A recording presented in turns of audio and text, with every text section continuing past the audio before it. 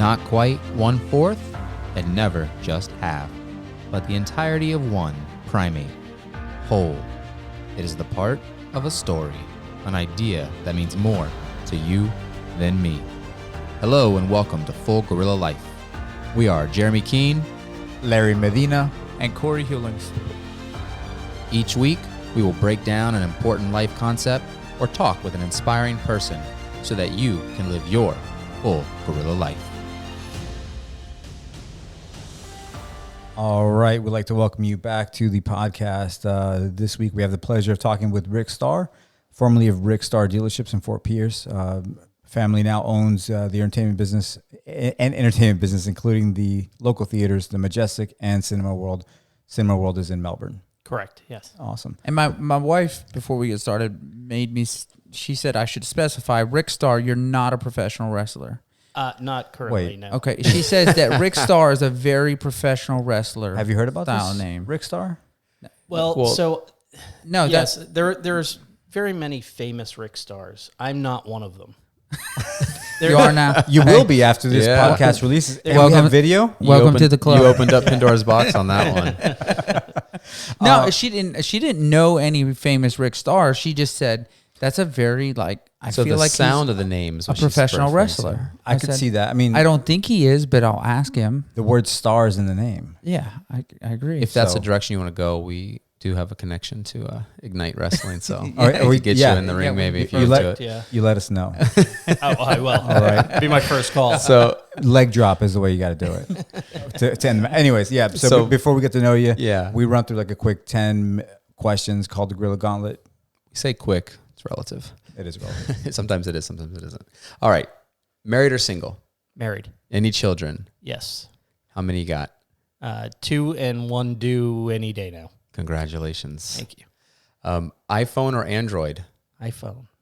Always? I had a Windows phone, so that doesn't qualify. Ooh. But did Did you have the Zune? no, I didn't. I had it was a Nokia. Listen, Larry Windows just phone. looked, and you'll see because we're videoing this, and maybe we'll put this clip out.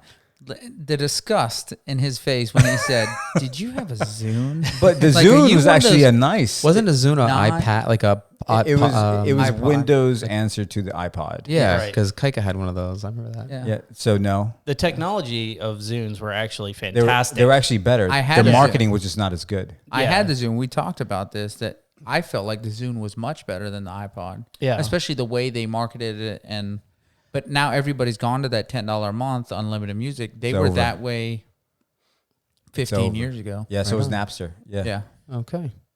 After. Yeah, so before the iPhone cameras got really, really good, Nokia put out a phone that had a fantastic camera. Yeah. And It was actually right- had like an actual it- lens. It was a camera, yeah. Yeah. I had like a big, I remember that. I think I remember seeing that. Yeah, and so I had switched to that phone because I had my first child, and I was like, oh, I just want to take better pictures. That's right. And it was a Windows. It was a Windows phone. That's right. Yeah. Okay. But it was a horrible. I used to sell cell phones around that time. So That's Okay. why it's like jarring my memory. I'm like, yeah, that's right. That Yeah. they did. It'd burn a hole in your pocket. It'd get so hot. It was horrible. So, That's not good. Oh, no, it was bad news. Nokia used to be, They used to The own bomb. the market. Yeah. they used to be fantastic. Yeah. But anyway, sorry. Neither here nor Sorry. there. Yeah. Yeah. Beer, whiskey, or wine? Whiskey. Right on. Any Do you start certain with kind? whiskey? What's that? Do you start with whiskey?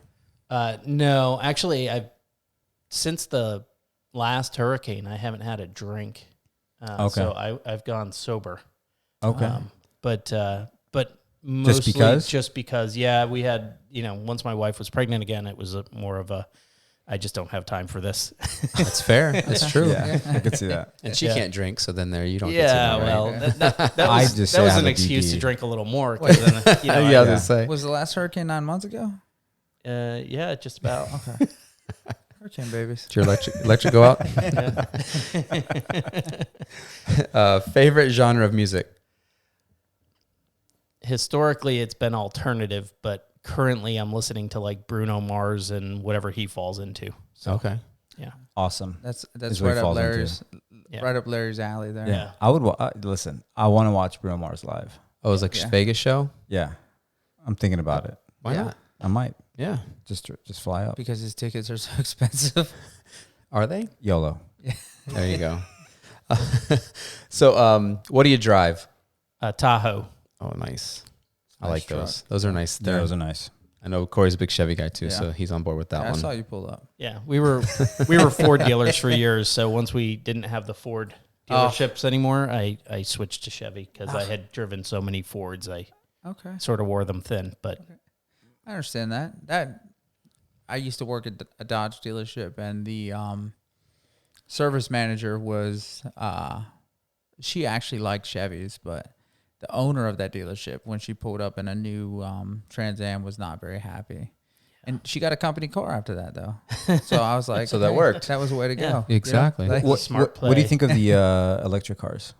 I think they're fantastic. I think the issue with the electric cars is going to be, the disposal of electric cars. If you look at, like a Prius and the impact a Prius actually has on the environment as opposed to like a diesel truck, a Prius is much harder on the environment because of the disposal of the batteries than owning a diesel truck would be. So, I think once that kind of works itself out and it becomes a little bit more environmental, which is the purpose of it all, then I think they're great. Okay. I never thought about that part too, the disposal Yeah. piece. Yeah, but here's my biggest thing for Teslas in general, and I know Cadillac has it now, is the self-driving.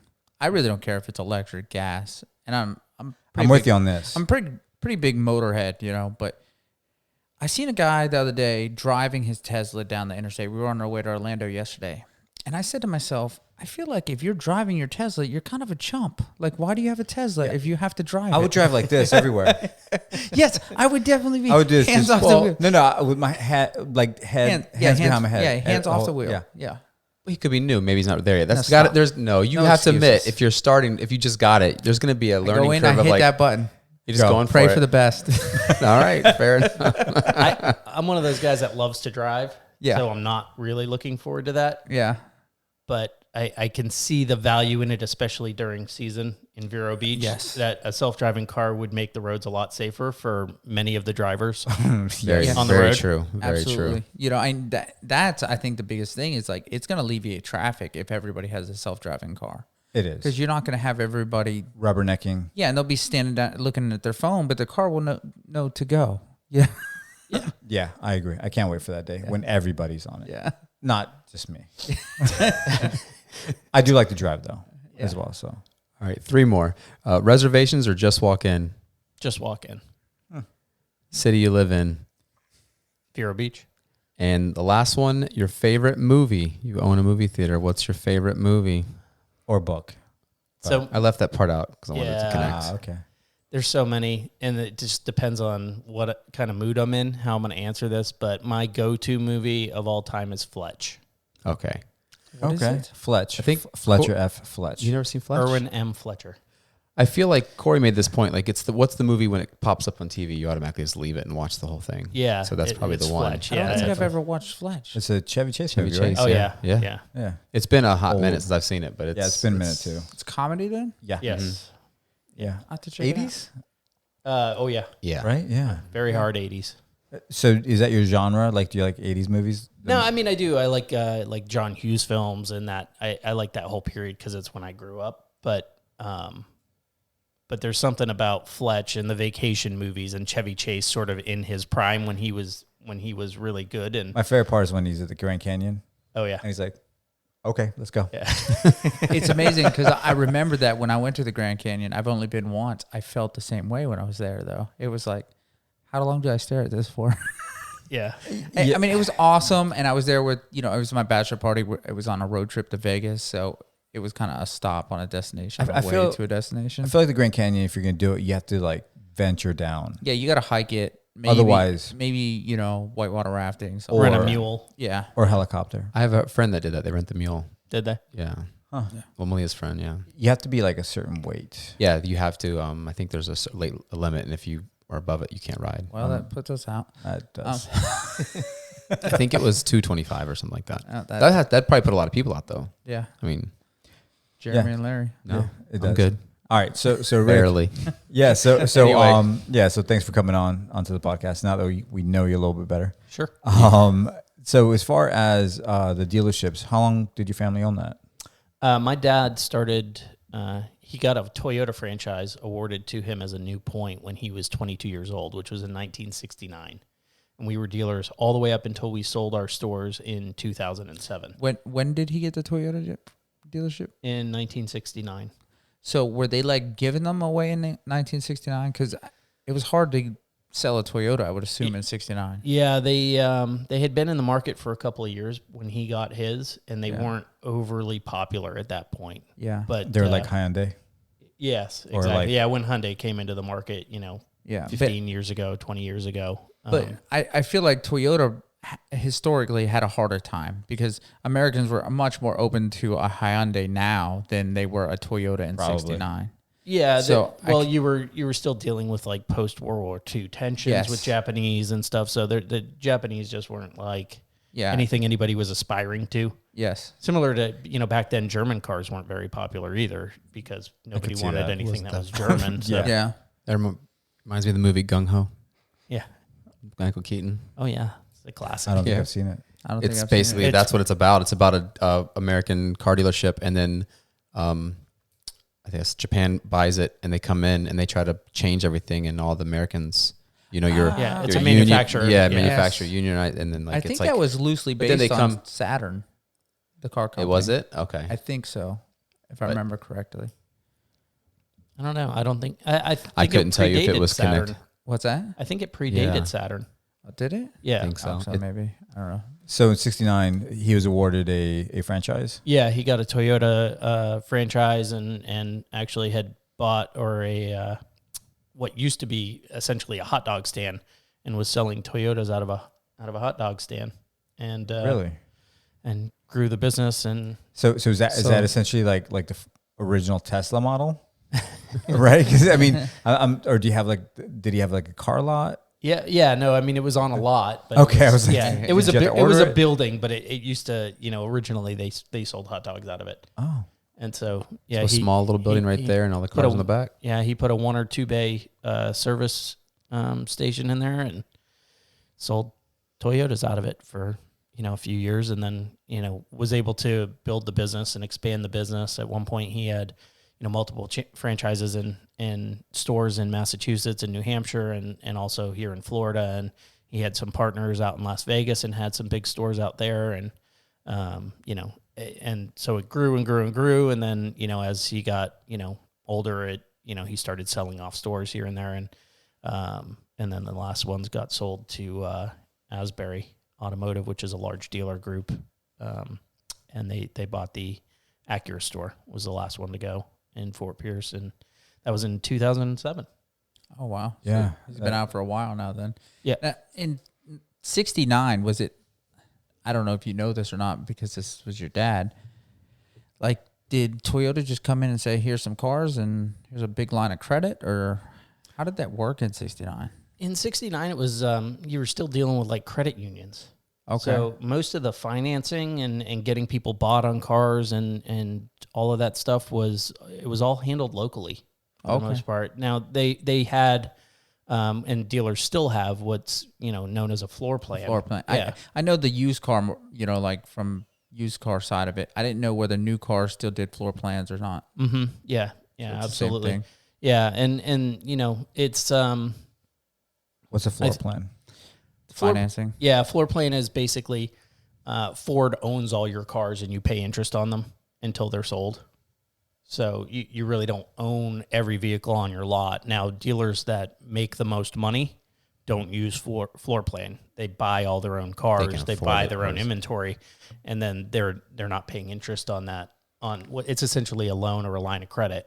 Yeah, no, that makes sense. For the vehicles. So, and it's a secured line because they own the vehicles. But yeah, it's sort of a necessary evil, especially as you grow in the business. You kind of you need that The floor plan. the floor plan. Yeah, Because you want 'cause every you model can't- with every option. Yeah, and otherwise and you every couldn't afford color. to have them all. yeah, you bought could outright. Yeah, I mean any dealer's inventory is in the millions and millions of dollars at this point. So if you go in and you spend money on a dealership and it's cost you $2 million ish in blue sky, which is just air. That's for the franchise rights that you're buying. And then you have all the other costs. You have to buy the building and the property and the, you know, there's, and then all of the vehicles and the inventories and everything. And it turns into many millions of dollars very quick. I'd say that adds up pretty fast. Yeah. Yeah. So what's a big misconception for folks who want to go out and buy a car, but they feel they're getting ripped off? So unfortunately, in a lot of instances, they could be getting ripped off. Dealers are all still, you know, franchised for the most part, other than Tesla. Tesla's corporate owned, but other than Tesla, it's really at the mercy of the dealer and how good that dealer is at running their operations and what their culture's like. And a lot of dealers are volume based, and volume based is, you know, it's a very finite mentality. It's this guy's needs a car and I'm going to sell him a car, and it doesn't matter what kind of deal I give him because there's always another that guy. And that's the unfortunate thing about the dealership business as a whole, is that, you know, you're really at the mercy of whoever that specific dealer is and what their reputation is. So the best advice I can give anybody when it comes to shopping for cars is either do it online so that you're kind of anonymous and you can shop around without really any, you know, any emotion Or built attachment. into it. Yeah, or it's easier to attachment. type something than hear it Yeah. face to face and not get frustrated or back and forth. I can see that. Exactly. So that's always a good plan. And then also just know the dealer, like, you know, do some research in, you know, if you want a Toyota locally, do some research on Toyota Vero Beach and see what other people are saying about them. You know, what do they feel like? Because that's how you're going to feel when you go there. You know, if people love that store, then, you know, you can feel confident that when you go in there, you're going to get treated well. And if everybody tells you that place is going to rip you off, then they're probably going to rip you off.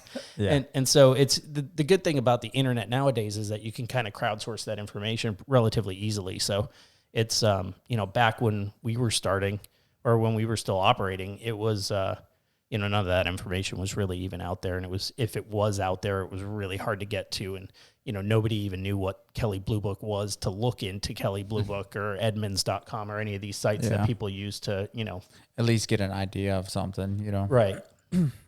Yeah, I wholeheartedly believe, you know, what you just said, absolutely, because there's sometimes where, you know, a salesman will just tell you to come on in and let you sit in this car and emotionally attached I feel to like it. you're just setting yourself up for failure if you don't do the research. Well, too, like, I and get the whole that. their mentality of like, come on in, because they can't make a sell unless if you're in. Yeah. Right. So that's the way I always look at it as well. Is like, if they're like, hey, come on in, you're like, okay, Yeah. maybe. Yeah. We'll see. Yeah. We'll But see. I think it's definitely a hard business to be in, Oh, yeah. for sure, you know. It's hard for the sales guy too, I would imagine. It's hard. It's hard for a lot of reasons. If you're in a franchise that, you know, or you're selling a car, say you're a salesman at a store that, you know, the average gross or whatever the dealer's making on a car is under $1,000. I mean, you're probably making, you know, $50 to $100 a car. And how many $50 to $100 cars do you have to sell in order to, you know, put food on the table? It's, you know, it's hard, especially if it's commission based. So, you know, for different dealers also have different pay plans. And so you see that a lot in the way that you're treated. And that's also why when you go to a luxury store, you're generally treated better, is because their margins are better and they have more money to play with. Gotcha. And so, you know, a lot of times the reputations of luxury stores is much better because the salespeople are getting compensated better. Their average per car is higher. Yeah, and I would think the people buying it too aren't as concerned about The bottom dollar. $1,500 as the guy buying a new, you know, Camry or something like that. Yeah. In a lot of cases, they just come in and they're like, this is what I want. Yeah, you have what I want more as to Rather than negotiating what the price is or what my monthly payment's going to be. Right. yeah. You know, I could see it. I Can never, we never thought stretch about that that. out to 96 months? Exactly. So you guys have been in the business of dealerships, and now you're in the entertainment business. What sparked the light bulb for the entertainment business? Yeah, sure. So when stadium seating had just started to kind of come into the industry, into the movie theater industry, which was in the mid 90s. My dad had a friend of his up north in Massachusetts that owned drive-in movie theaters. And he said, you know, this is a great business. if anybody ever gets mad at you, you don't have to buy them a set of tires. You don't have to, give them $5,000 off a car. You don't have to do any of those things. You give them a free popcorn, and then they love you again. And he said, so I really like to, because my business is his business was seasonal, he really wanted to do a year-round business. He wanted to own a theater, and where stadium seating was new and everything prior to that had been the slope floor, they had an opportunity to go in to a building in Fitchburg, Massachusetts, that they could convert into a stadium seating theater against all competing local theaters that were all slope floor. And it was right down the street from a state college. There's a Fitchburg State College in Massachusetts for anybody that would know that area. But it was right down the street from there. So they sort of had a built-in customer base, and they also had, the industry trend, and he did it, and they just did fantastic with it. And so he sort of sparked something into him, because all he had ever done was dealerships. He had done some other stuff as well. He had done like fight promotions. I remember I have a picture in my parents' house of me with Sugar Ray Leonard, and so he had done some That's awesome. some kind of cool things as well. And when he was younger, but this was something that when he got, he kind of got the bug because they had early success, and it just, the ROI was quick and heavy. It's not that way anymore. Now you have to build these palaces that are, crazy overhead, and it's very expensive now, more so than it was in the mid 90s. But yeah, he really fell in love with it, and so that's how we got into entertainment. Now, I remember a long time ago going to a slope floor movie theater, but I don't really remember what the movie was or anything like that.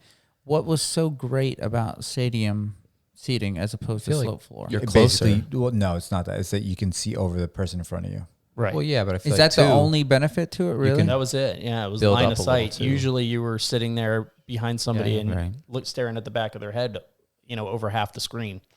Okay. That's pretty much it. Okay. Yeah, every seat's almost a good seat So- at that point. exactly. Right. That's exactly it. I gotcha. I remember And- going to a couple slope floors too. So how many years did we have slope floor movie Long theaters? time. You still Or- do. Yeah. We still Really? do. Yeah, Yeah. actually, a lot of the recliner theaters now are going into old slope floor theaters because it's a lot cheaper to convert a slope floor theater than a stadium seating theater because of the clearance you need front to back. You can spread With that a out a little recliner bit seat, more yeah. instead I of the could see actual that. step style. Right. Yeah, I've been to one of those where like you can lean all the way back as if you're on a couch, and it's weird.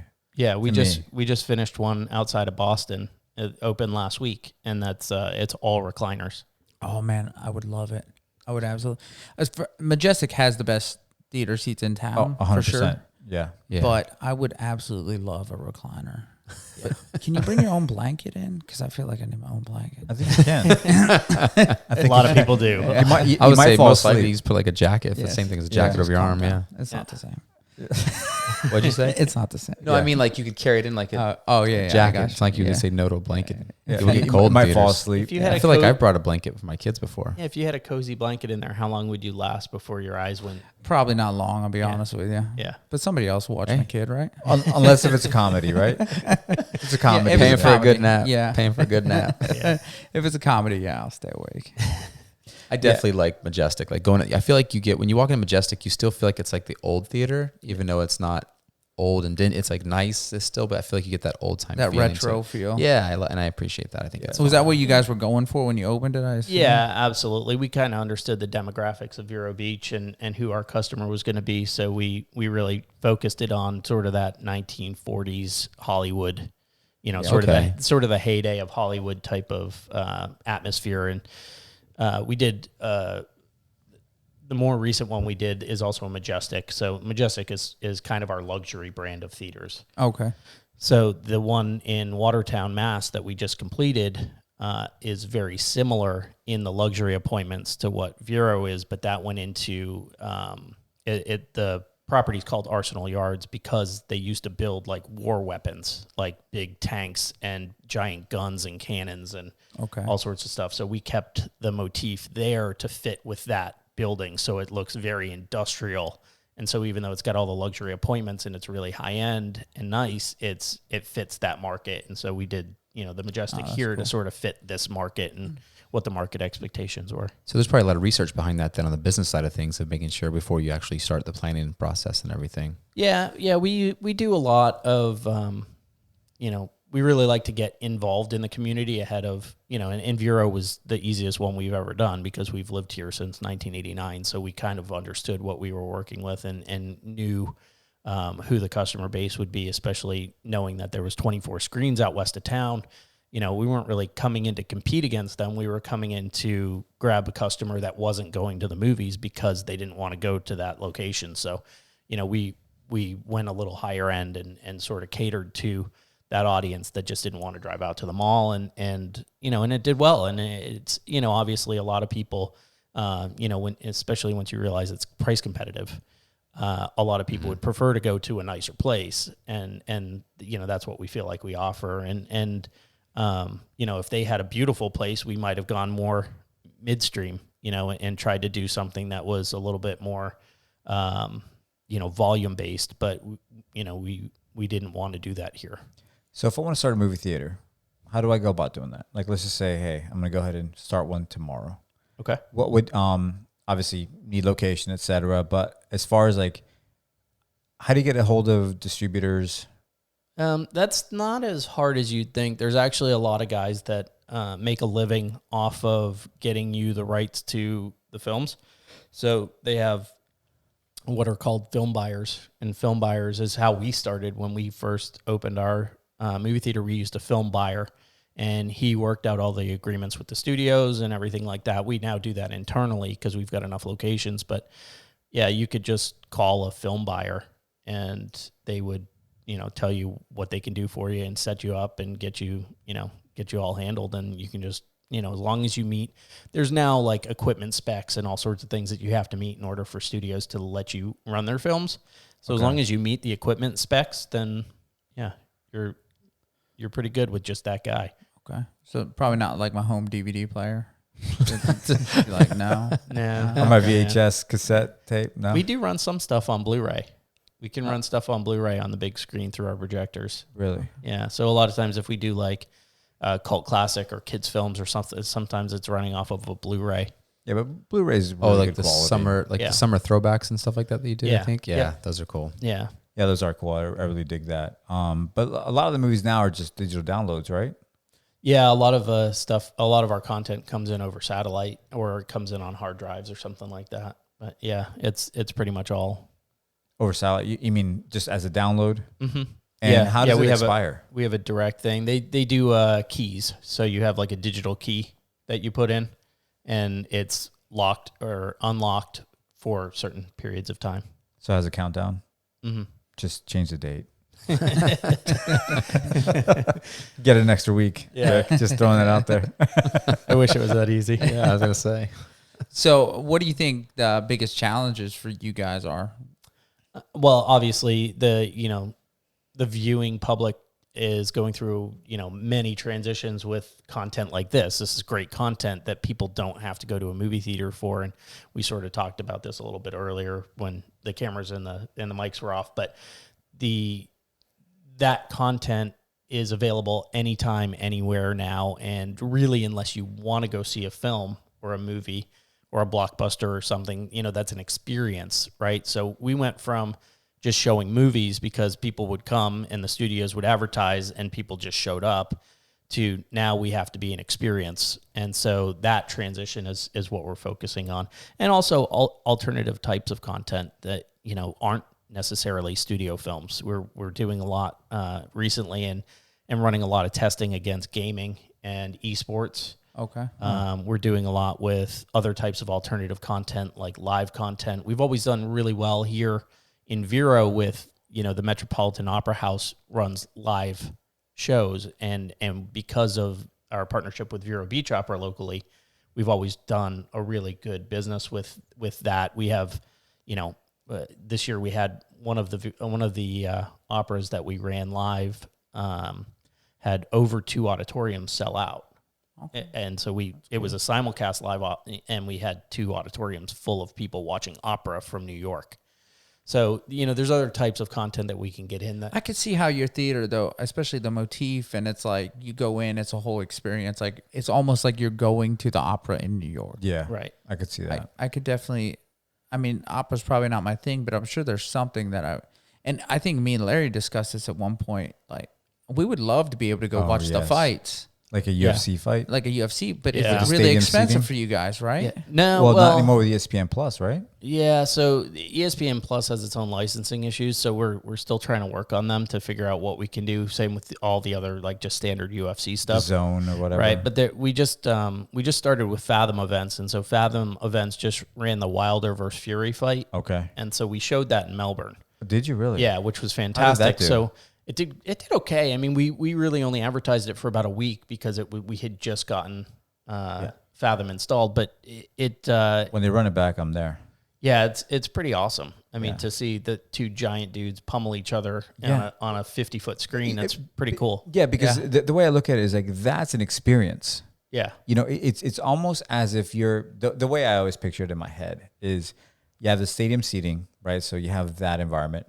If you could have somebody who walks up and down the aisles selling beer, Larry, You know? Larry wants to be at the fight, but doesn't want to But- pay for the ground floor seating. well, No, but it gives you the experience Yeah. you're talking Yeah. about. Yeah, Now you- I don't have to leave unless it's. Yeah. I was thinking the same thing because the longer time frame of like fights and stuff like that, you're going to get your concession sales probably going to go up in that regard. that would be my thought too, right? maybe. I mean, I'm Maybe, assuming, maybe I don't not, know. yeah. but- Yeah, well, and we just added beer and wine, and we're also adding full liquor bar. So we've got other amenities coming to the theater for this type of event because it's important that you do have that type of experience that you're looking for.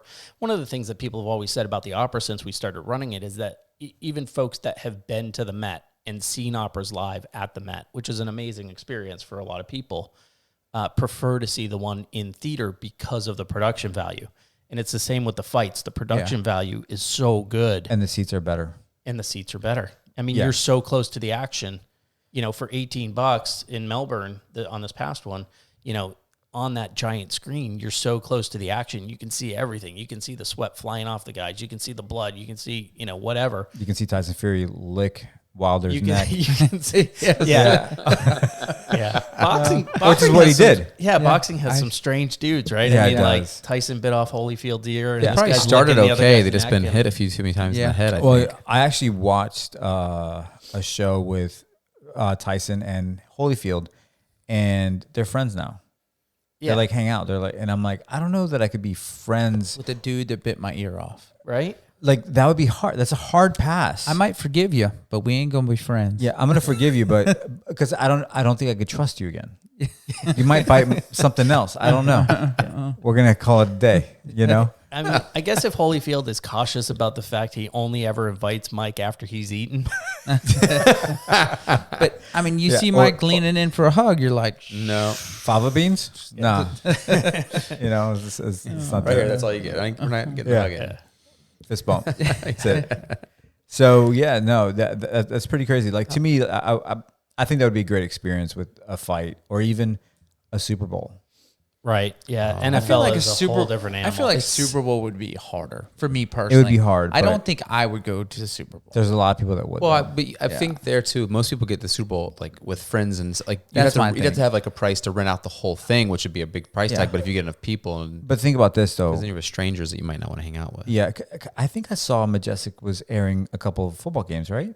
No. So AMC recently started airing football games, but only out of market games. So if you were a Dolphins fan locally, you couldn't go to the AMC here and see a Dolphins game Oh, okay. or a Tampa Bucks game or even probably Jacksonville. They won't play local teams. They only play, other teams, See, other they'd games. have me for the Bucks because they're never on here in Yeah. our county. Yeah. No, it's true. If you go to North Sebastian, they get the Melbourne feed, and Melbourne gets mostly the Tampa Bucks games. Okay. They do. I stay home and they're not on. Yeah. Yeah, and NFL is still in that protecting what they own and their assets and things Yeah. like that. They're very antiquated when it comes to the licensing of especially the big games and the playoffs and stuff. They don't understand the value of a bunch of people watching it together outside of at that stadium. And if we if we were a giant bar and didn't have seats or didn't have a 40-foot screen, we would fit within the realm of what we could show. But the screen is what actually limits us from showing additional content like that, because Really? yeah, there's restrictions. And, we used to show in Melbourne, we used to show The Walking Dead every week. Right. And really? we had hundreds and hundreds of people on a weekly basis watching The Walking Dead every week. And That would be fun. Oh, it was great. Because that's a great idea, because not only, people love it, but then you're in the theater with a bunch of people that love it. That's That what I love it, say. right, You yeah. got yeah, your because they followers have a together. show right after that show that it's called The Talking Dead. Yeah. Yeah. It's like people just talking about what they just What they saw. just watched. Yeah. So we got a call That's a good idea. We got a call from AMC Networks, and they said, you need to stop. And we said, why? And they said, because our actors have a screen size restriction in their contracts where they can't be shown on anything over 15 feet. So since we were showing them on screens larger than 15 feet, there was a restriction with the actors' contracts. Can you reduce the size? Or Yeah, could, but but 15 then- feet, like, Yeah, then what's the point, right? Yeah, I mean, who wants to watch on a 15? well, when you got the big stadium size seats. No, yeah, Not Yeah. bad. Not bad. Yeah, 15 on me. feet. So- So it's very postage stampy. Yes. is what we call it. I feel like that's yeah. weird, like, That for is- an actor. No, I don't want to be on anything bigger than 15 feet. Yeah, But it was. yet, Yeah, but I don't know. But I feel like that's an untapped market because for they sure. want like they those they little want more experiences money like to that. be on the big screen. I Right. mean, Well, they're that's on the only TV though. thing. yeah. It's they're unionized, right? So Yeah. it's all Yeah. union organized contracts, and anything that's TV It's gets TV. X contract, and anything that's film gets Y contract, and they don't talk to each other. Interesting. I would have never. Yeah, that I would have had no never idea. crossed my mind. We didn't. So how did they find out? Because we started doing big numbers. I mean, we were doing hundreds of people, and they started seeing all these tweets and retweets, and they started seeing it all over social media that there were 300 plus people watching this thing, Yeah. and they caught wind of it. How It many just got episodes did you big. get?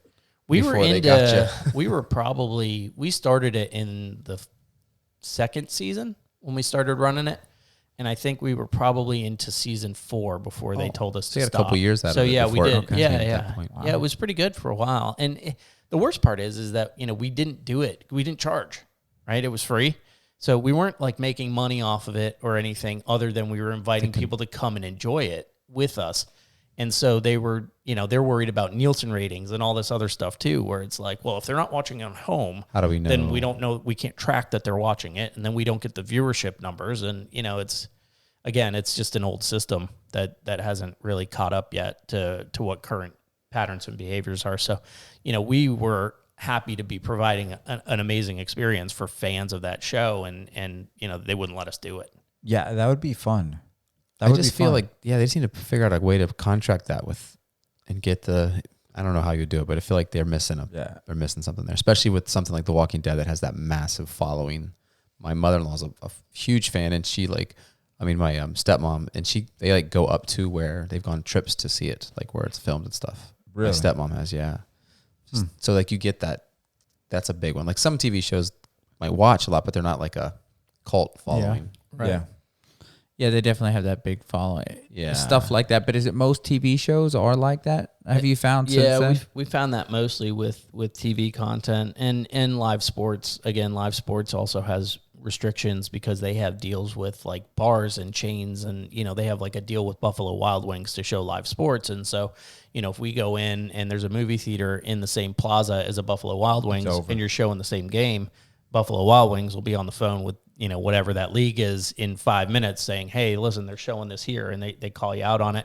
And they're not charging for it either. Yeah. We wouldn't be charging for it either, but we're competing with that location that has the rights to show it because they are following whatever arbitrary rules they're following. Now, do you think you're going to get UFC in the future? We're working on it. We've been in touch with them quite a bit, actually, to try and get the licensing worked out. But again, the good news is, so because they're doing it on ESPN Plus is owned by Disney, and Disney is very progressive when it comes to trying to get all of this additional content to monetize it in any way that they can. Right. And, they do it under the guise of the fact that, you know, they want to get their content out to people, but really it's, you know, it's Disney. They just want the money at the end of the day. And so I think there's going to be a way to figure that one out. It's just going to not necessarily be through UFC. It's going to end up coming through probably Disney. Yeah. Okay. So is Disney going to have the pay-per-views too then, or no? Yeah, I mean they own. They would. They have own it all. ESPN. Yeah. Okay, so they would own it all. Yeah, they would own it. They already own it. Okay. Yeah. Or the that's- rights. They own the rights. They don't That's own exciting. UFC. Well, but they here's own the thing. rights. I mean, when you think about it, if you're charging $18 to get in, you know, to come watch a fight, I mean, it's not too much different than we just ordered the fight Saturday night, Right. Three And of then us, and we we hung each out. chipped in $20. Right. You know what I mean? Like, Right. to get the fight. So for us to go watch the fight and have a better experience watching the fight, like I think I would do that in a heartbeat. You know? Yeah, absolutely, and that's why we did so well with the Fury Wilder fight, and I think in future fights, as we start to build out that audience, it's only going to get better, right? I mean, if there's 100 people in there, you know, screaming and yelling when somebody takes a hit, it's way more exciting. Yeah, than It's if way there's- more exciting. Yes. Yeah, it's just way more exciting than 3 or 4 people in your living room. It's cool, but it's not Yeah. that. It goes right? back to feeling like you're there. Yeah. Yeah. And that's why for me, I felt like that would be fantastic. But there Yeah, has to be I- somebody walking the aisles to sell the beer, though, right? no, because I can I'm go just in between kidding. fights. Okay, maybe That's a ring fair. girl, like that. Yeah. Yeah. Just call it. Goes across the front in between. Yes. Yeah. Oh, right on. okay. That make you really feel like you were there, though. Yeah. It was. Gives you like that 3D effect. Yeah. So you mentioned earlier, like if you owned a dealership, customer complains, you have to give them like a set of tires versus a popcorn. I know like in theaters, you're always serving some type of food or alcohol. Do people get upset all the time over like food? No, not really. We don't really get very many food complaints in general. And the Majestic does a more limited menu. We have a entertainment location, a family entertainment center. The industry moniker is FEC. It's a family entertainment center, and that can mean anything from putt-putt golf to laser tag to bowling to, you know, it's a kind of a combination of any type of entertainment that you could have in a complex. So we have a center up in Rhode Island that's got a full restaurant and bar in it.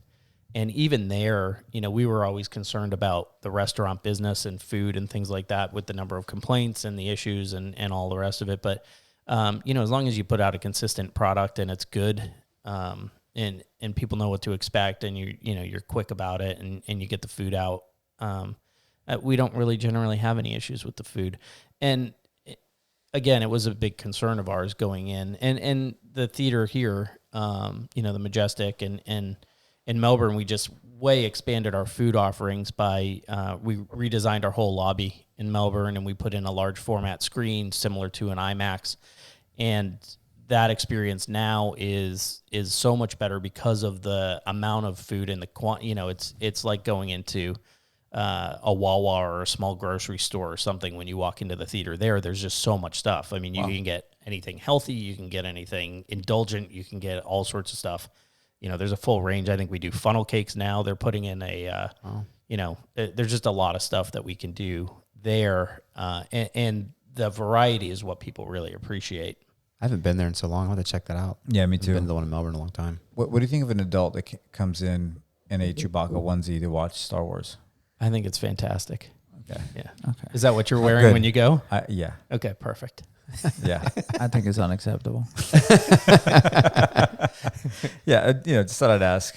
Do people come in like dressed up all the time or no? They do. We actually do a lot we have our own effect shop as well. So we have a guy, he's based in Melbourne, that makes all the costumes and props and things like that for the film. So if we have a big film like Star Wars come out, you know, we'll have stormtroopers and Kylo Ren and Rey, and you know, we have he built an R2D2. We have an R2D2 that fully functions. Just an effect shop in Melbourne? Yeah, he's inside of our theater. He actually works for our theater company, and he makes costumes for all our locations. So, you know, we have like, you know, Frozen Oh, came that's out and we pretty had, you know, That's cool. kids could get pictures with Elsa and things like that. So it's kind of fun. Huh. So if you ever have you ever done the downtown Christmas parade? I have not. In Sebastian here? No. It's on the beach, but the beach side. I'm sorry, the beach side Christmas parade Here in Vero? In Vero, yeah. Yes, I have gone to that one. Yeah, so we put a float in every year, and we do whatever costumes for all the films that we've done that year. And so that's pretty awesome. Everybody's like, "Why is Spider-Man in the Christmas parade?" And it's because Spider-Man just came out. Our guy made a cool Spider-Man costume, and we had a kid that could squeeze into it. So Nice. Now, do you sell it after or no? no, we keep it all. I feel like you're rocking for Halloween. Like you have some of the best. Well, did you have Rob and Wendy on? Yes. Yes. Yeah. So Rob uses me as his personal costume shop. Okay. Yeah. Okay. All right. I'm at to ask him for some pictures. Yeah. Oh yeah. Yeah. He's got everything for him. I think this year he borrowed Captain America, so he went full cap this year. Okay. You get to build abs on mine though. Rob doesn't need it. Yeah. Rob's good. Yeah. We usually build muscle suits for all our employees, but Rob just throws it on and it works. You better stop him. You make him blush. Yeah. Maybe. That's awesome. He knows. Yeah, he does. I think he does. He's well aware. Yeah. So besides the theater business, you also have ventured in other businesses.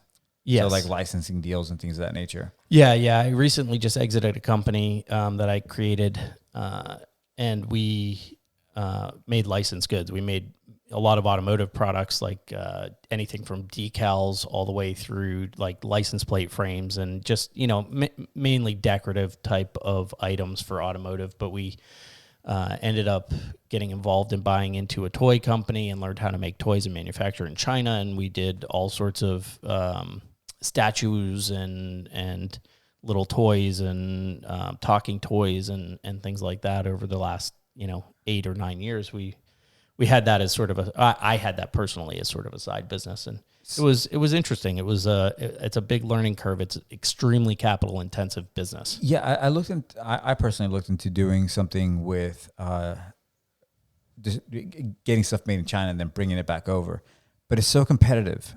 Like, I don't understand how people make money. Like I just don't understand, because like I feel like by the time that shipping is ridiculous. Yeah, and so like let's just say if I'm trying to sell out of Amazon, there's free shipping, which means that I would have to pay for that. So the consumer doesn't have to pay for that, but then getting it shipped to here is expensive. And even if you're trying to do it by boat, right? Because there's two different ways you could do it. You could do it through boat or you could do it through air. Air is way quicker, but it's way more expensive. correct. Yeah, And if you go through boat, it could take like 6 months, but it's still expensive. yeah. So China.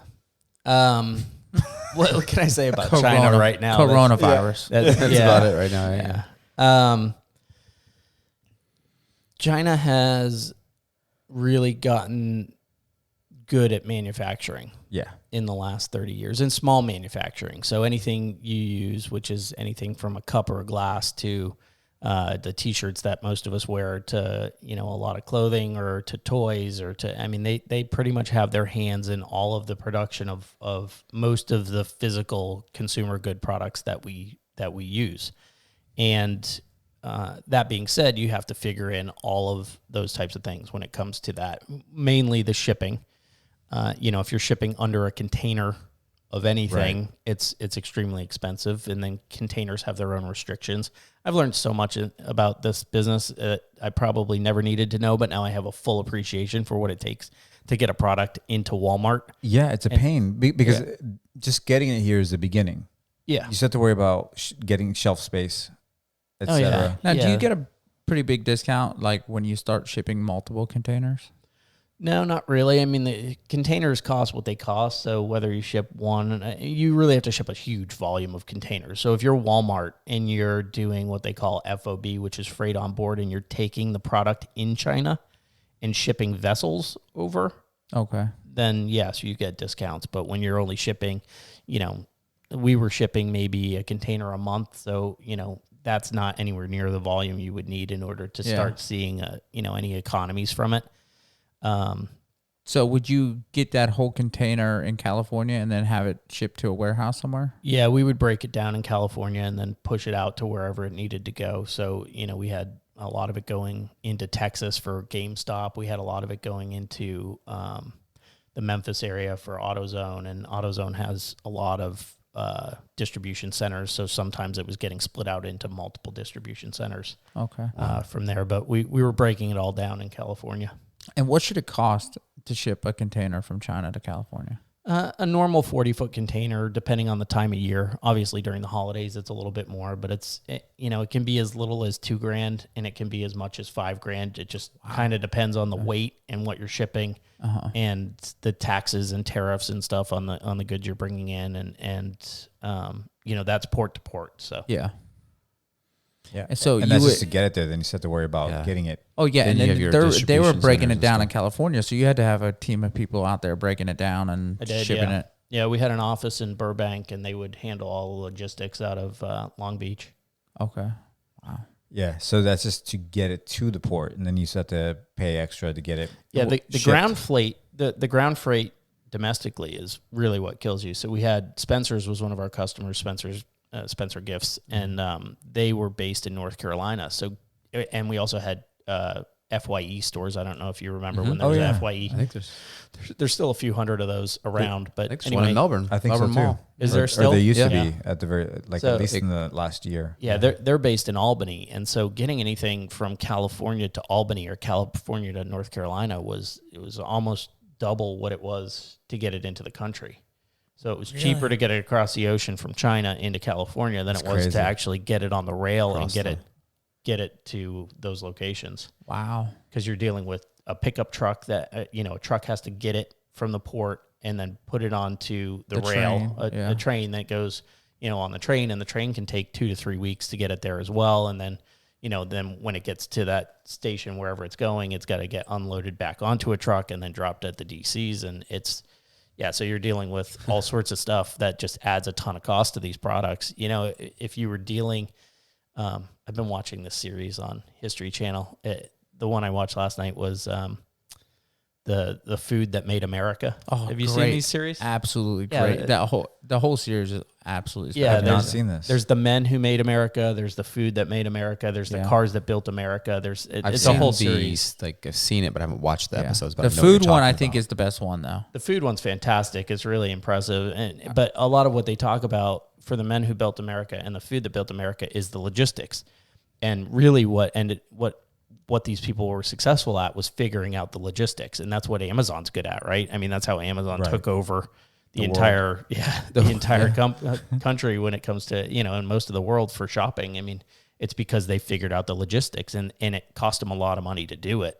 For years and years, they were not profitable because... Which is actually what I read, that, when they were having that contest as to who's going to win the next headquarters for Amazon, and basically all of these cities sent them basically their logistics. Mm-hmm. And so basically it was just their way of getting free logistics of every city in America. Getting free research.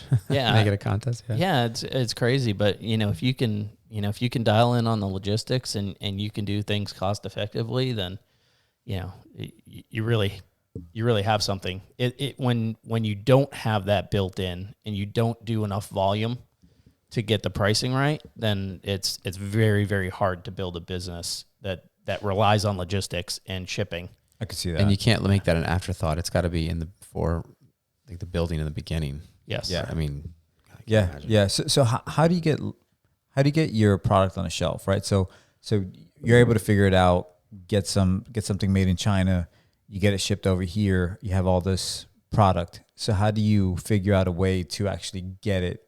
To sell it in stores. Yeah. Right. I mean, everybody does what you have to do, which is you have to start small. You have to find small local retailers, go that channel, build a bit of a presence when it comes to,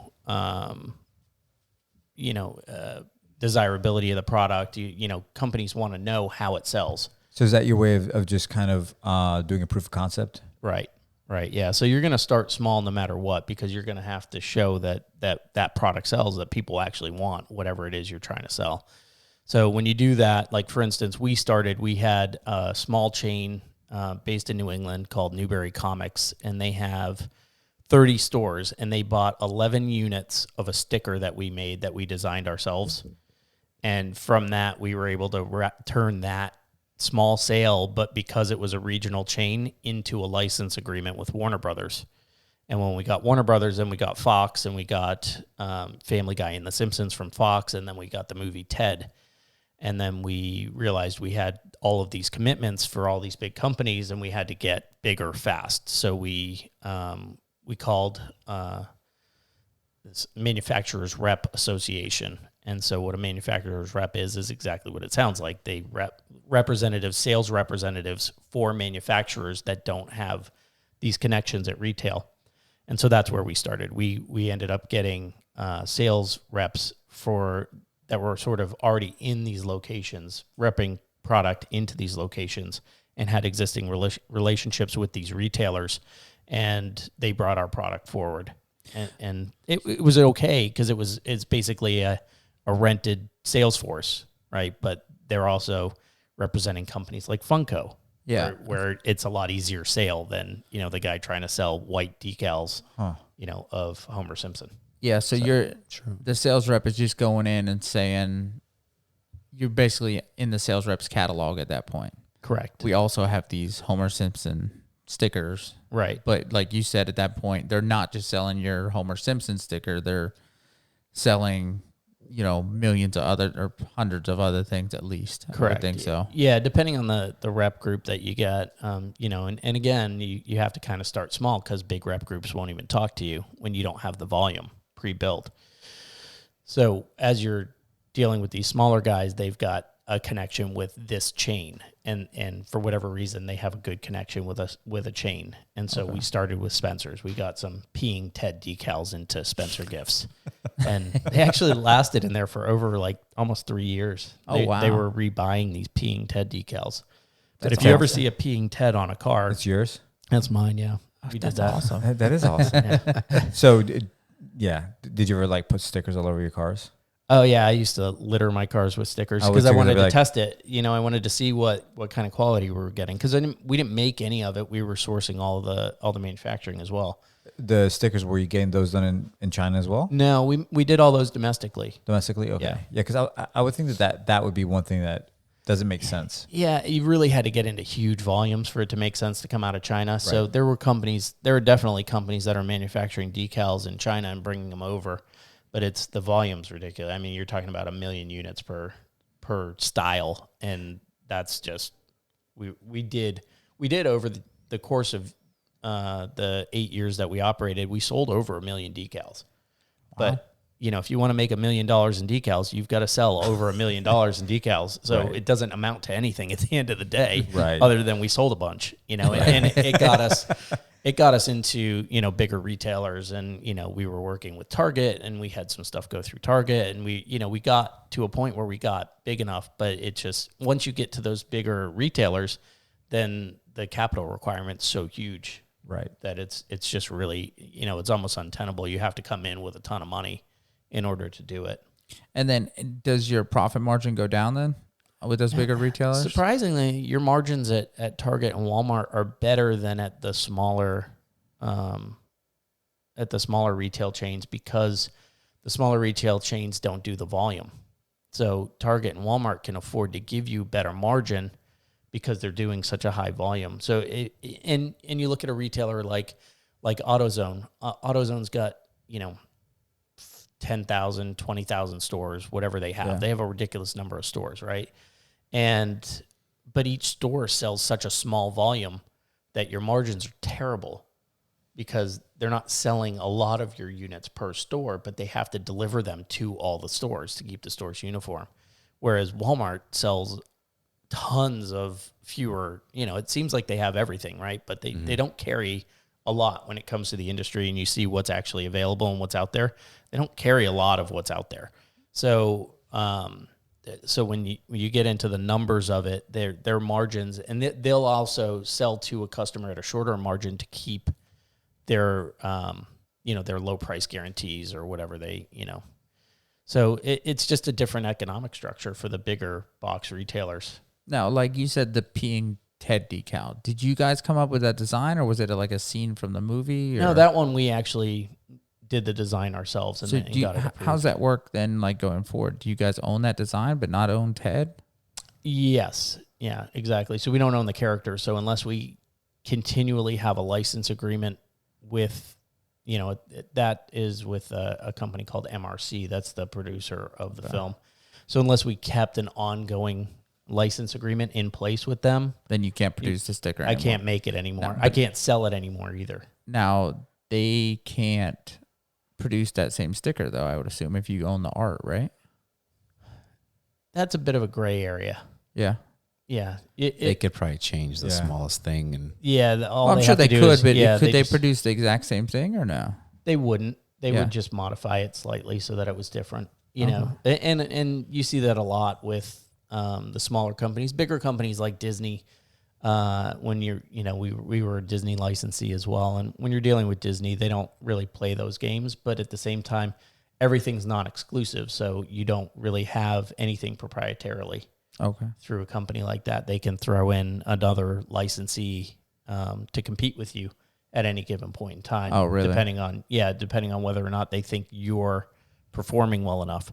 So it's hyper competitive. It becomes a numbers game, and it sort of takes all the fun out of the industry when it gets to that point, because you're working on razor thin margins and everything you loved about what you were doing, which was creating cool product and getting it out to market and working with all these, amazing characters that you've loved your whole life. Yeah, because it's fun. Yeah, it's awesome, right? Superheroes are fun.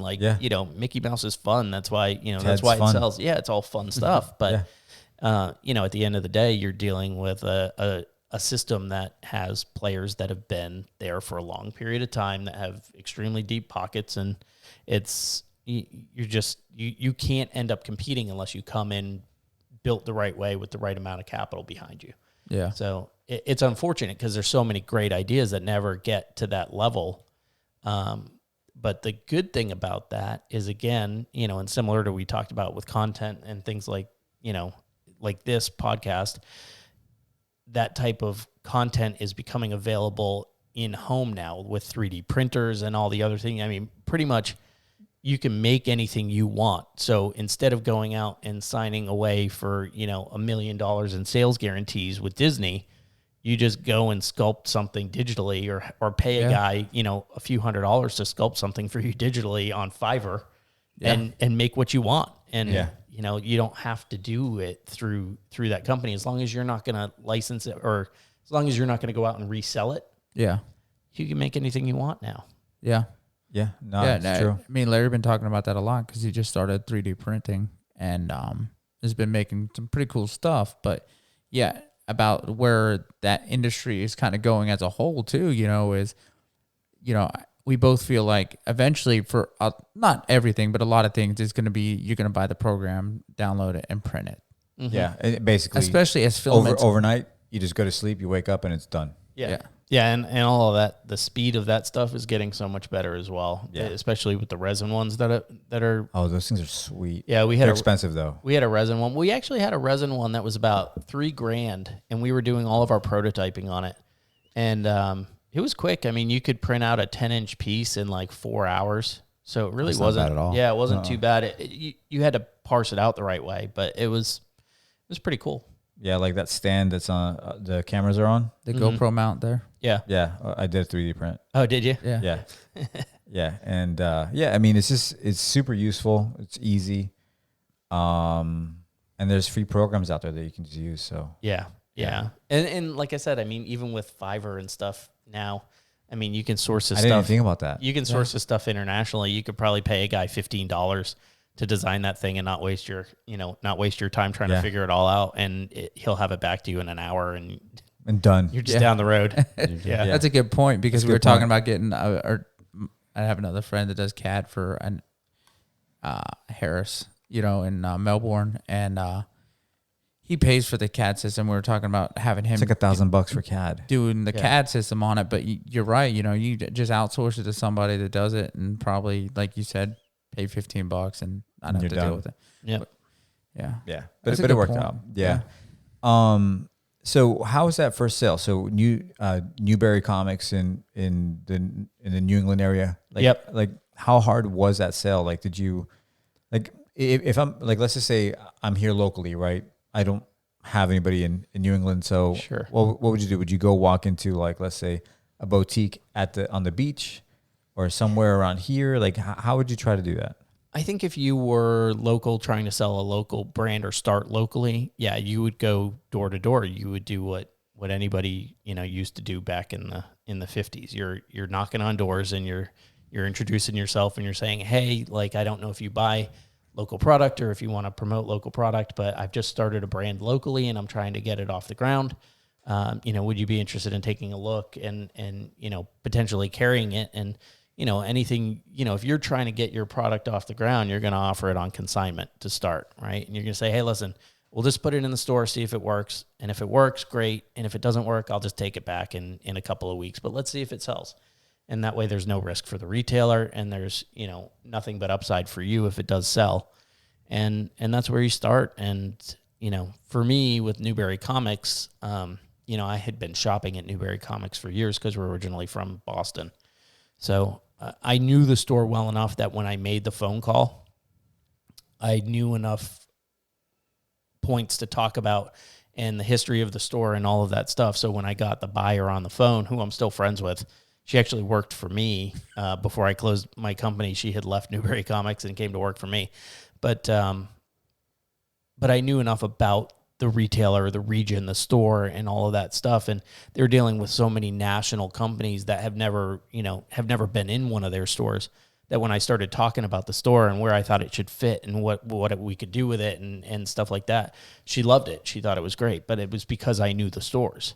So you have to do that too, right? You have to go into places that you shop at and that you see that product fitting at, so that when you are talking to somebody who's going to buy it and put it in there, you know what you're talking about, and you can explain to them why it's going to work in their store, because you know the customer that goes in that store and you know what they're into and you know what they like and Well, and it's providing a value to them that a national company is not going to be able to provide to them. Exactly. You're providing something different than that national company just calling saying, hey, you want these homework stickers? Right. Right. Yeah. That's a value to them that they're not getting from anybody else. So, yeah, you got to use what you have. Like you said, you don't have that, hundreds of millions of dollars in capital to go, just buy your 8 foot of space. Right. So provide something that that company is not going to provide. And really, it's that personal connection. It's really, that's really what it is. It's that personal connection that you're able to make with yourself and that store and to that owner, as well as getting them to buy into your story. Exactly. Yeah.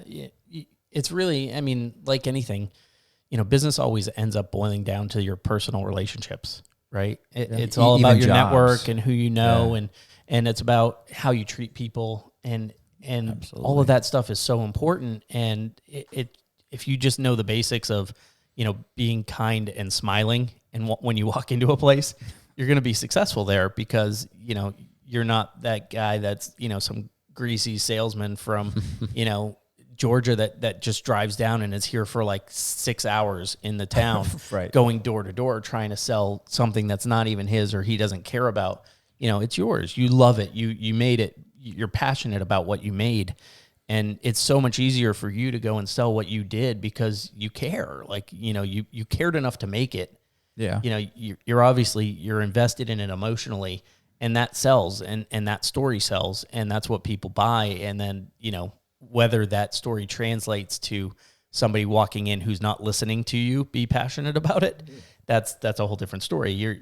A lot of people come up with a lot of bad ideas and make some bad products. Yes. But, you also have Salt Life, right? Where the guy just came up with a brand name and made a couple cool designs, and he's killing it. He worked but he worked hard to kill it. Those first bunch of years when he was pulling all those decals himself and doing all that's a ton of work. Yeah, we talk about that all the time. Pennies. They have their own stores now too. Yeah. They have their own beer. They got a restaurant and bar in St. Augustine. Yeah. Nice. We talk about this all the time, where people say like, oh, overnight success, blah, blah. Like there's no such thing. They don't see the behind it before they got there. The struggle that you had to go through. Yeah. Like you said, pulling decals and making pennies is not a fun way to make a living. No, but it's fun. It was probably fun for him. It's fun. It's not when you're actually doing it. It's fun because it's your own thing. Right. You know, You're excited. I mean, you see our decal. It's not fun to pull that thing. No, it's not. We've got But weeding any 1,600 decal little. is not Yeah, fun. 1,600 little gorilla hairs. You know. Looking back, maybe we should have done it a little different. You know, but we did. Yeah. We ended up getting redesigned because of that, because we're like, all right, this is too much of a pain. Yeah, you don't want to weed that stuff. It's No. brutal. Yeah. So when we went, so funny enough, because we had started with that like one color decal, we did our first ones. We did those, you know, die cut vinyls, and then we were weeding them. And I was like, this is ridiculous. We've got to find a better way to do this, especially once we hit volume. So we ended up just printing that style on a clear vinyl. okay. And so we just got a digital printer to go out and digitally print them on clear vinyl with UV, you know, inks and stuff like that. And so the durabilities, you know, instead of 5-year durable life on a vehicle, you're getting like 3.5 years. But who keeps anything for 3.5 years, It's especially going to on a get car? worn out by that point. Yeah, it gets worn regardless. out regardless. So it, we got it for a lot cheaper when it came down to the labor, because you could just literally print these things off like they were nothing. Yeah. Nice. And then we started doing enough volume of those that we were hiring out like a big printer to do them. And Oh, yeah. Well, once you get there, Yeah. it's good enough. Now, before Newberry bought, did you get a lot of rejections? they were my first call. Okay. So I was lucky enough that on my very first call, I sold Okay. in what Yeah. I wanted to sell in. But I mean, again, they only bought 11 units and they didn't rebuy them. But I turned that into the license deals. And then, I mean, literally for me, it steamrolled kind of quickly because of the relationships we had. We had a lot of pre-existing relationships with the studios and got in the door and got contacts of people that we wouldn't have if we didn't have that network.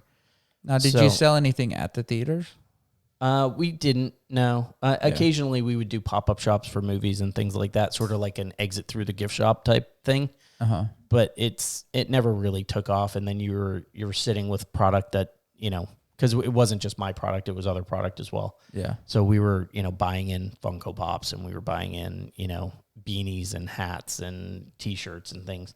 And so then you end up sitting with this product and you're like, all right, now what am I going to do with whatever's left over, you know, at the end of this pop-up shop? Sort of like Spirit Halloween, right? Like what Yeah. do they do with all the Halloween stuff after Halloween's over? We were doing the same thing, but we weren't buying like Spirit Halloween buys. You know, Yeah. They Spirit. can afford to dump the stuff, the one-leg costume. And I think they just sell it online.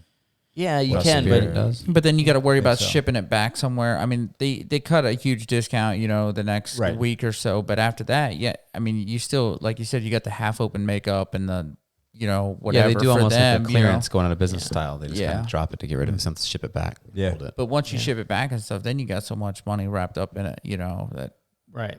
But Makes at the sense, theater yeah. on a micro scale, you know, Yes. when we were throwing Yeah. up like 4 walls and just doing these small shops, you can't really have a blowout sale 3 days after you had a full price sale. You know, That's a because good you're point. talking about a They'll movie that's they'll like pick up on that quick. yeah. yeah, movies are like out for 3 or 4 weeks. So, Yeah. you know, if you go in the first week and then you go in to see something else the next week and everything's like 70% off, you're like, what? I just bought this thing last week.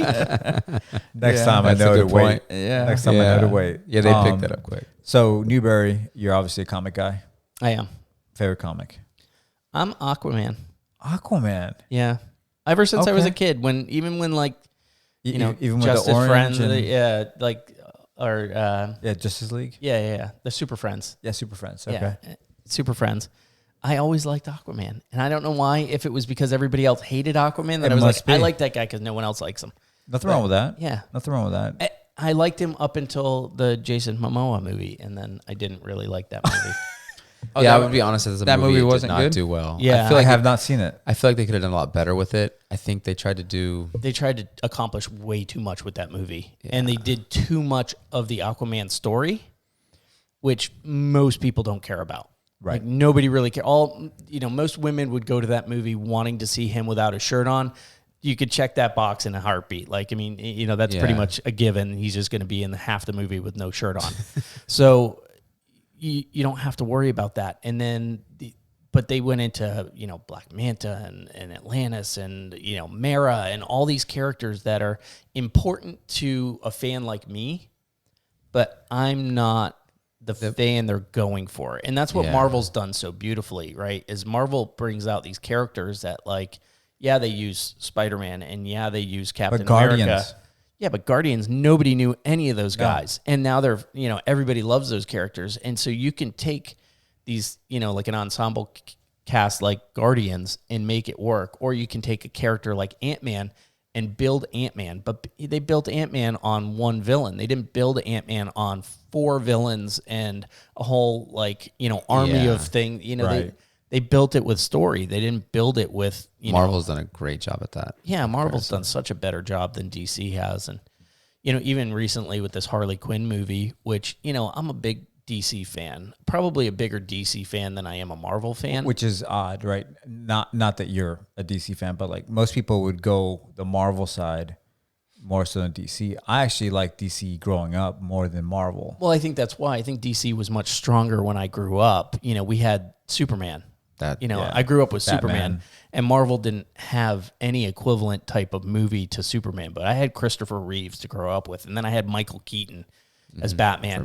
And Greatest I was Batman. 13 when 1989 Batman came out, and that was everything to me. I have that Batmobile on my arm, the 1989 Batmobile on my arm. okay. Like, that's how much I loved that movie See as a Larry. kid. Larry's a huge Batman fan. Yeah. So I'm in. I was Batman as a kid when I was, because we had the TV show Batman. The Adam West Yeah. show was Yes. was a big deal as a kid because you're seeing reruns of it every day. So I'm a bigger DC fan because that's what I grew up with. But anybody that grew up in the last 15 years with Marvel. So That's not me. Anyone that grew up in the last 15 years with Marvel, that's what they know. And that's, a far more popular product right now. And now that it's Disney, I mean, it's going to take Warner Brothers a long time to rebuild what they've sort of destroyed with the DC films. It's gonna be a long time. Yeah, with They Marvel, did a Disney. good job with Wonder Woman, but that's really it. Like, other than the Wonder Woman movie, none of them have been. I liked Man of That Steel, and I liked like Batman versus Superman, but I think they could have done. What I liked about the one thing I liked about the Batman Superman, I don't want I to know we geek just out went too off on much. a crazy tangent. I'm But going to Yeah. say, for the folks listening, this is Corey. I don't even know the difference between Marvel and DC, really. If you said Batman, Superman, I wouldn't be able to put them in a category That's of okay. Marvel and Just, DC. just hang Yeah. on. Just bear with me for a second. Okay. So the thing I liked about the Ben Affleck Batman is that I like that they changed his voice instead of like, "Hey, I'm Larry Medina." You No, know, that's the like, best part about Batman. It is because it created Bat Dad. Bat, That's the Bat only Dad. reason. Yes. Have you heard Bat Dad? Oh, I like that. Yeah, Bat Dad's awesome. his So- kids are hilarious. Yeah, his kids are hilarious. But anyways, like that's the thing that I liked about it. Aside from that, Yeah. I thought Affleck did a good job as Batman, better than I expected he would, or better than I bring think it most in. people expected he would. But he just wasn't really given a chance to do it the right way. Yeah. he wasn't. because the stories were so bad. Yeah, Yeah, the new Batman and Christian coming Bale in is just killed it. I forget the- Yeah, Christian Bale's those Batman movies were very, very good. The Christopher Nolan series was Yes. excellent. Is that Danny DeVito as Penguin? That's the No. only one. That's That's the Michael Tim Keaton. Burton. That one I loved. Those are fun. The I enjoy first those. ones, like the Tim Burton ones, The I first liked. two were Tim Yes. Burton, and then they went off from Tim Burton, and they were Riddler was really, really terrible. bad. Yeah. Arnold Schwarzenegger. Yeah, that one was awful. Well, they kept George having Clooney. to change. Yeah, Val They gave Kilmer Batman and George nipples. Yeah, Danny DeVito was the Clooney best had part. nipples. Yes, it's You weird, enjoyed the Penguin, Danny DeVito, right? Danny DeVito. You put Danny DeVito in anything, it's good. Okay. Yeah, It's always sunny. It's always sunny. Yeah, I'm with you on this. that's a fantastic show. It is a fantastic Are you a show. fan? Yeah. Oh I my am. gosh, I that don't is- watch it enough, but it's every time I catch it, I'm like, Rick, if you're going to put It's it on so well Majestic, written. you let me know. Yeah. Oh my god, it's such a great movie. Like I can like Be a 14 and a I've half foot watched screen. all of them, and when I still go back and watch them, I laugh every time. oh yeah, because I know the punchline's coming, and I'm still laughing. Yeah. Like, That's a good show when you can watch the reruns. Like, Yeah. It's awesome. Yeah. It's awesome. But anyways, all right. Yeah. Back to back to podcast. So Reality. yeah, we're already like an hour, 19 minutes in. jeez, oh man. Yeah, and typically we Just try to won't keep it shut within up. Jesus. within an hour. I feel like we could talk forever. Rick. Yeah. yeah. I feel there's a lot of different avenues Oh here my that I God. feel like we could go down and it'd be Yeah. a good time. Yeah, there's good a lot of rabbit conversation. holes. I do a lot of stuff. Yeah, I I- could my see new that. we haven't even gotten into the new business, which is esports. got? And Yeah, actually, I wanted to ask you about that. So you Here we mentioned go. Yeah, This is let's do gonna. it. Now we're going. This might be 2 episodes because Yeah. we're gonna end up going forever if you part get one, me part talking two. about I esports. like how you just did that. Yeah, I like it. So esports, right? I know you mentioned Majestic or your movie theaters and esports. Are you think because esports are bigger than the Super Bowl? It is. Yeah. The Worldwide. worldwide Worldwide. viewership is their thinking is going to eclipse soccer worldwide Wow. at some point, and not in the too distant future. So Wow. it is really in its infancy, That's hard to. but it's like, going to be giant, absolutely giant. So what is this for the layman? That's me that doesn't know what esports is. Sure. So esports is competitive video game playing, right? And you'll take any video game title and they can create their own league around each video game title. So recently and what we've been doing at the Majestic, we did Street Fighter, which did not do great. We did Super Smash Brothers, which is a Nintendo title on the Nintendo Switch, which did great. We had a lot of people show up for that, and we've done really well with the Nintendo titles. But true esports and competitive So, when esports from you a say- professional level. When you just say we did that, so what does that mean? You showed professional gamers playing, Or it? did they come No, in? we Or- had local gamers gamers come in? and play So they on played the- on the big screen. on the big screen. and then so- people come in and watch behind. Like kind of and sit in the seats. yeah, and because kinda you've only watch them got play. a couple players up at a time, so everybody else is sitting there watching those. How players. long So does are an you event split go screening? on for? We've been running them. We're running like a 2-hour open and then a 2-hour tournament. So they're about 4 hours right now. So you just sign up and you can play. Mm-hmm. Yeah, absolutely. You just come in and Feelies. you can come in and free play before the tournament starts. Okay. Anybody can just come in and free play. So I know what Mario is, but I don't really know what Mario Smash Brothers is. But if I can just come in, I pay my money, right? Well, so you're only paying if you're entering the tournament. Okay. Well, We do free play early, so you can come in and just play on the big screen. okay. You just have to wait your turn. You sign up and you just wait your turn. And then if you want to play competitively, if you were really good at this game and you wanted to play for, prizes and things like that, you can play for prizes. So I'm Did they probably pay to get in? No, not to get in. You just have to pay to play in the tournament. That's what I meant. In the tournament. Or you're just Yeah, but open if you were playing. just going to go and watch, if you just wanted to watch a bunch of people playing video games, like everybody does on Twitch on a daily Yeah. basis, Yeah. you can just go and sit in there and watch the whole thing. Or on YouTube, they watch reruns of that stuff all the time. Yeah, yeah. It's so just- because this is full Gorilla Live, we'll probably go full Gorilla here, and we'll probably be spectacular at it, seeing as I've never played. I would imagine. Yeah. So we just Can we come in get a if we want to win this ringer? thing. We just come in, we pay the money, and then we're in the tournament. And then we win. Yeah. Then we win. And then you win. Yeah, it's that easy. Yes, that easy. Yeah. So how many people are normally in the tournament? 3. That's us 3. Yeah. We win.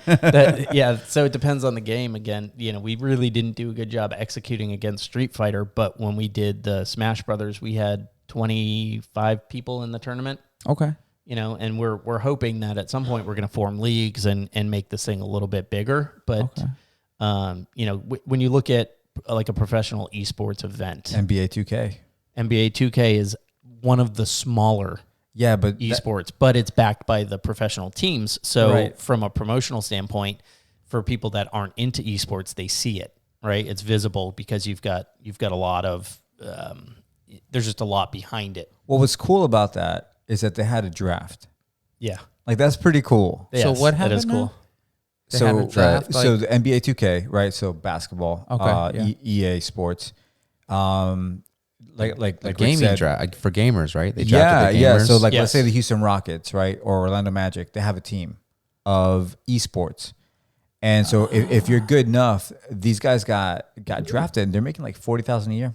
I mean, it's not like a ton of money, right? is. But it's actually a lot of more money than most Basically, like people. all the NBA teams, just like they drafted real players. They actually drafted They drafted Yeah. video game players. video game players. Yeah. That's pretty crazy. It's pretty intense because you think I'm about gonna be where, honest with you. I where think I it could quit my actually, job. Well, you think about where it could actually go though, like because Yeah, especially with all I'm thinking NFL, like all the safety regulations and everybody worried about everybody getting Yeah. hit and this and that. I don't think it's ever going away. Don't get me wrong. but I can see that being a huge market. I feel like it already is. So I mean, it especially like kinda- you said, like Twitch and yeah. stuff like It that. kind of reminds me of the Yeah. You can Jetsons get- when they would have the robots playing, Yes, that's kind of what I feel right? like. Right, But, you know? but yeah. it's video game, Yeah. same Yeah. concept. Yeah. So, well, I Real think, Steel. I that think movie, at Real some Steel. point, Never seen it. the protective gear on players is going to be robotic. It's going to be, sort of proactive. Well, we're talking about this just Oh, Yeah. like censored yeah. where it can kind of react before you can react. yeah. Yeah, we're talking like about an this- airbag, right? Yeah, that'd Yeah. be pretty. Wow. we were talking about this the other day, though. Is it, like, let's say UFC, right? Because we watched the UFC fight. And this is going to sound counterintuitive, but the safest way for people, in my opinion, to get to a fist fight in that kind of capacity is without gloves. Because if It I hit hurts. you, it hurts more in your hands, Yeah. and you're more likely to break your hands than you are your face. Right. So that's my thought process, right? Same thing with the helmets, right? We're kind of talking about that. Like when you used to have the leather helmets, I wonder what versus the helmet that they have now, because really, like the concussion isn't off the hit; it's how hard your brain rattles Right. inside of your head, right? So that's Due when you to get the the hit. concussion due to the hit, and it's because you're going full gorilla into another person. Or you wouldn't do that, or you do it a little bit more reserve like by the books, if you will, if you didn't have as Yes. much knowing. I get what you're saying. Yeah, we were discussing, back in the day, they probably didn't, and the guys now are just juggernauts, really, NFL football players. They're a car. Yeah, and they're just, 300 pounds or 250 pounds of solid muscle At 25 miles per hour. slamming into somebody. Like, you Yeah. don't do that with a motorcycle. Why would you do it with your body? Like, Did you see that 350-pound guy in the combine run like a 5.2 Yes. or something? Yes, it's Like, ridiculous. Yeah. Yeah, Well, there's a imagine that guy just linebacker. runs into you, not even trying to attack, just accident. You're at the end of the 40, he doesn't see you. There's a linebacker. There's a linebacker out of Clemson. He ran a 4.39. A linebacker. Yeah, you just got hit by a motorcycle. That Yeah. is That's not fun. stupid. yeah, At it's insane. 250. That's Put it not in that good. context, right? Yeah. It's insane. Yeah, so to go anyways, back to the yeah, to esports. esports. So Sorry. if they do open play. How much Keep is it getting for off like topic, the? don't we? Yeah. It's not you. It's not ours. How much is it for someone that wants to enter a tournament? Oh, it's $5. It's $5? not- Yeah, it's Oh, not, geez. not expensive. I'm in. Is it like poker? Can I rebuy in if I get beat? No, you're out. Alright. You're out. You got to wait till the next one. Okay. Can I sponsor someone? But you're full gorilla. what I You was said you weren't thinking. going to get beat, so you don't have to worry. Yeah, about I'm just saying if one of my friends, Oh, right. Yeah. these guys.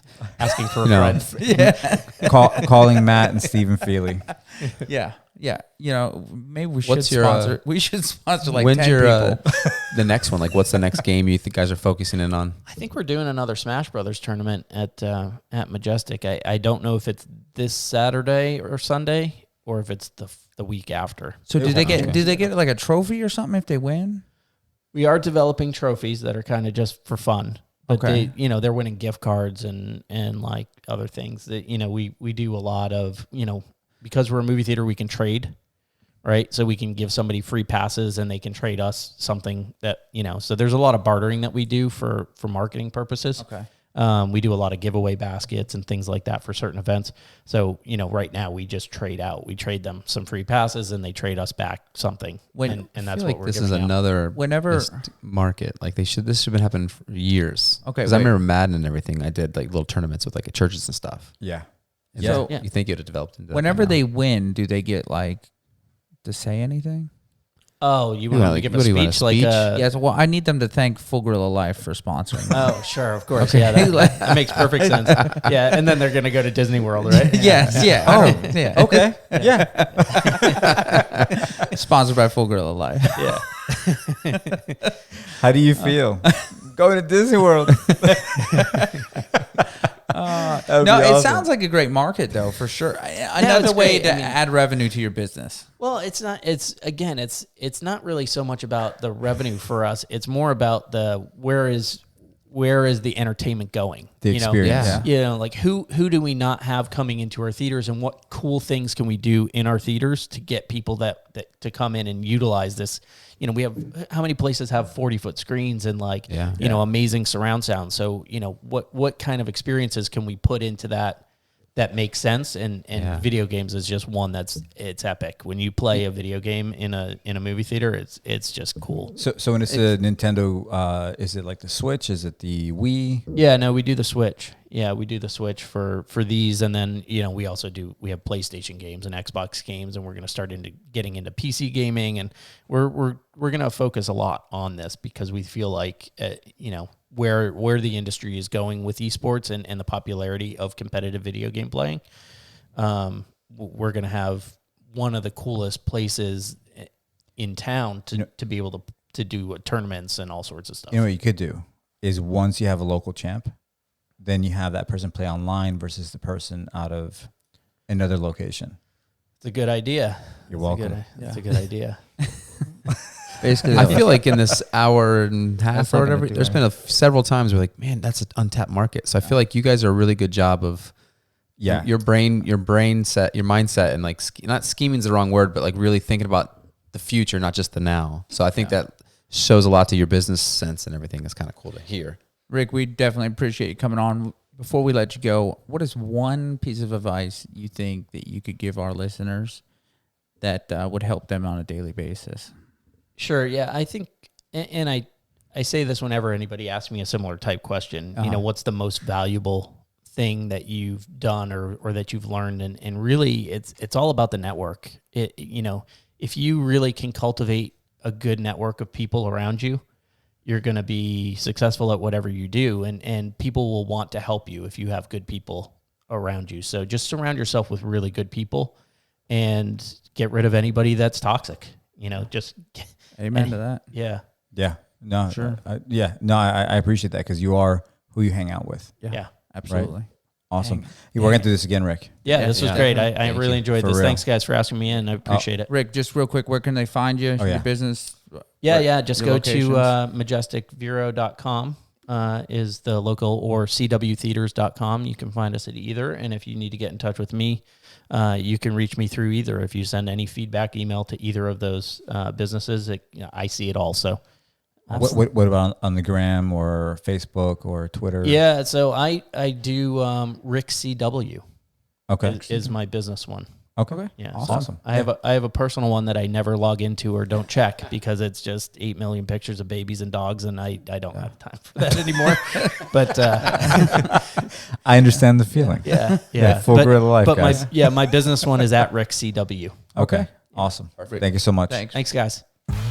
As always, you guys got any questions, comments, or concerns, you can email us at fullgorillalife@gmail.com. And if you want to see what's going on social media, you can find us on Instagram and Facebook at Full Gorilla Life, and on Twitter at Gorilla Full. And visit our website, fullgorilla.life. And please don't forget to hit subscribe on your podcast app of choice. Ladies and gentlemen, it's a wrap. Thanks. Later. Why are you hating on my music?